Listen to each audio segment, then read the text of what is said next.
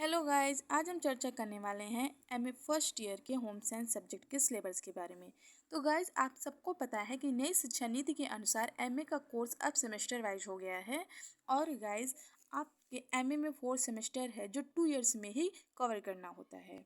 Guys, ये है आपका फर्स्ट सेमेस्टर। और गाइस, हम बता दें, ये आपका सेमेस्टर फर्स्ट जो है ये 6 मंथ में ही कंप्लीट किया जाएगा और 6 मंथ में ही आपका पेपर होगा।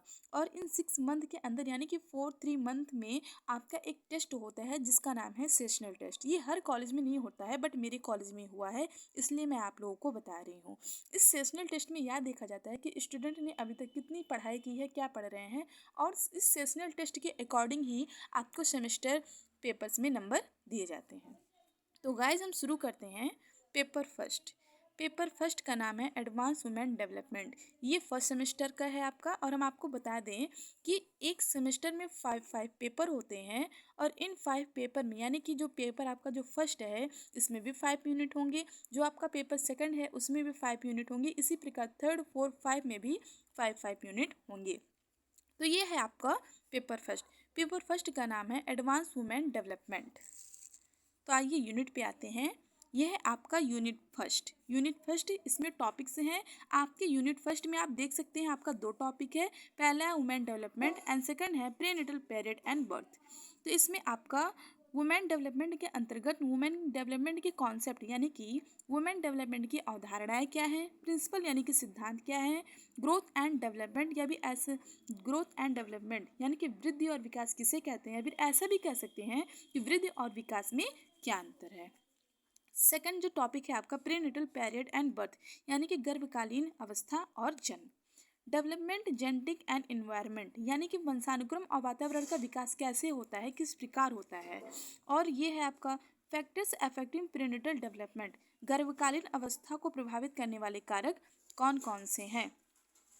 नेक्स्ट है डिलीवरी एंड बर्थ यानी कि प्रसव, प्रसव के प्रकार, प्रसव की प्रक्रिया क्या है, इसके अंतर्गत ये पूरी इन्फॉर्मेशन आएगी। मेन चीज आप ये देखिए guys, number of lecturer total 16। यानी कि मैंने आपको बताया ना कि आपके पेपर जो फर्स्ट है उसमें 5 यूनिट होंगे।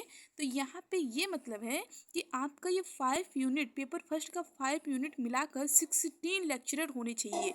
जैसे कि देखिए आपका ये जो पेपर फर्स्ट है इसमें कितने लेक्चरर हैं, 8। ये है आपका यूनिट सेकंड। यूनिट सेकंड इसमें कितने लेक्चरर हैं, 8। इसी प्रकार यूनिट थर्ड, यूनिट फोर्थ और यूनिट 5 में यानी कि पाँचों यूनिट में मिला के आपका 16 लेक्चरर होने चाहिए। अब आइए हम यूनिट सेकंड देखते हैं। ये देखिए यह है आपका पेपर फर्स्ट का यूनिट सेकंड। यूनिट सेकंड आपका है इन्फेंसी यानी कि शिशु। तो इसमें ये पूछा गया है कि शिशु का शारीरिक एंड अवधारणात्मक विकास किस तरीके से होता है। शिशु का संज्ञानात्मक, सामाजिक और संवेगात्मक विकास किस तरीके से होता है। इसी प्रकार यहाँ पे देखिए लैंग्वेज डेवलपमेंट यानी कि शिशु का भाषा विकास किस तरीके से होता है। ये हो गया आपका सेकंड यूनिट। अब देखिए ये है आपका यूनिट थर्ड। जिस प्रकार सेकंड यूनिट में शिशु के संवेगात्मक, संज्ञानात्मक, शारीरिक विकास में पूछा गया है, उसी प्रकार ये देखिए अर्ली एंड मिडिल चाइल्डहुड यानी कि पूर्व और उत्तर बाल्यावस्था में भी शारीरिक और क्रियात्मक विकास किस तरीके से होता है, संज्ञानात्मक विकास किस तरीके से होता है, सामाजिक और संवेगात्मक विकास किस तरीके से होता है, और भाषा का विकास किस तरीके से होता है पूर्व बाल्यावस्था और उत्तर बाल्यावस्था में। इसी प्रकार आपका जो यूनिट 4 है यह है एडोलेसेंस यानी कि किशोरावस्था। जिस प्रकार शैशवावस्था और बाल्यावस्था में शारीरिक विकास के बारे में, संज्ञानात्मक विकास के बारे में पूछा है, उसी प्रकार आपकी किशोरावस्था में भी शारीरिक विकास, संज्ञानात्मक विकास, सामाजिक और संवेगात्मक विकास के बारे में पूछा है। लेकिन इसमें मेन चीज ये है क्या, देखिए प्रॉब्लम ड्यूरिंग एडोलेसेंट यानी कि जो एडोलेसेंस में यानी कि किशोरावस्था में कौन कौन से प्रॉब्लम होते हैं उनके बारे में भी यहाँ पे लिखना होता है। और ये देखिए गाइज, ये आपका जो यूनिट थर्ड है इसमें मैंने बताया ना कि 5 यूनिट में मिला के आपका 16 लेक्चरर होना चाहिए। तो ये देखिए यूनिट थर्ड इसमें है आपका 9 लेक्चरर। यहाँ पे देखिए गौर से काउंटिंग को देखिए। यूनिट 4 जो है आपका इसमें भी है 10 लेक्चरर। और यूनिट जो 5 है आपका, ये देखिए ये है यूनिट 5, इसमें भी है आपका 10 लेक्चरर। तो गाइज अब आते हैं हम यूनिट 5 पर। यह है आपका यूनिट 5 एडल्टहुड यानी कि प्रौढ़ावस्था। जिस प्रकार आपका शैशवावस्था, बाल्यावस्था और किशोरावस्था में शारीरिक विकास, संज्ञानात्मक विकास के बारे में पूछा गया है, इसी प्रकार आपके प्रौढ़ावस्था में भी शारीरिक विकास किस तरीके से होता है, मतलब कि शारीरिक विकास और संज्ञानात्मक विकास में कौन कौन से चेंजेस, कौन कौन से बदलाव आते हैं, इनके बारे में पूछा गया है। और क्या होता है कि प्रौढ़ावस्था में विभिन्न समस्याएं भी आती हैं। जिस प्रकार किशोरावस्था में शारीरिक और मानसिक समस्याएं आती हैं, उसी प्रकार प्रौढ़ावस्था में भी काफ़ी समस्याएं आती हैं। कि ऐसा कहा जाता है कि यह वैवाहिक जीवन में प्रवेश की अवस्था माना गया है, इसलिए विभिन्न प्रकार की समस्याएं आती हैं और इन समस्याओं का समाधान प्रौढ़ावस्था में कैसे किया जा सकता है, इसके बारे में बताना है। गाइज, आपका प्रैक्टिकल जो है आपके हर पेपर में है, लेकिन हर कॉलेज में प्रैक्टिकल जो है अलग अलग तरीके से कराया जाता है। तो प्रैक्टिकल तो आपको कॉलेज में ही बताया जाएगा। तो गाइज, ये हो गया आपका पेपर फर्स्ट कंप्लीट। अब आते हैं हम पेपर सेकंड पर। तो ये है आपका पेपर 2।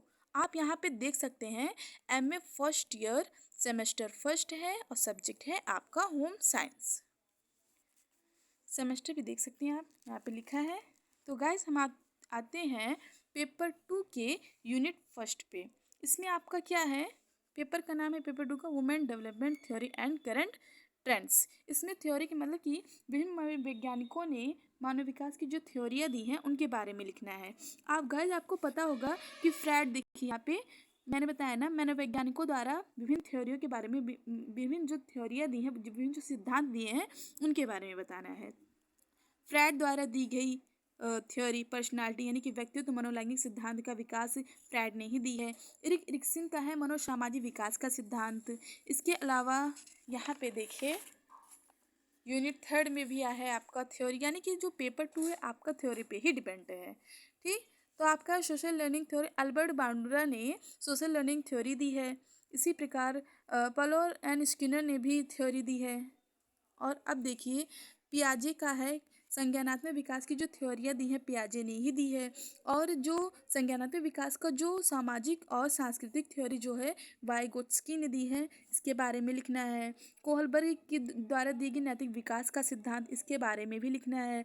ब्रेन फ्रॉन ब्रेनर ने पारिस्थितिक तंत्र का सिद्धांत दिया है, इसके बारे में आपको पूरी डिटेल से लिखना होगा।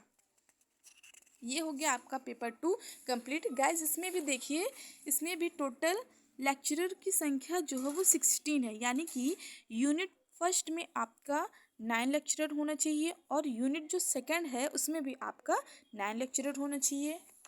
ये देखिए, ये है आपका यूनिट थर्ड, इसमें भी 9 लेक्चरर होने चाहिए।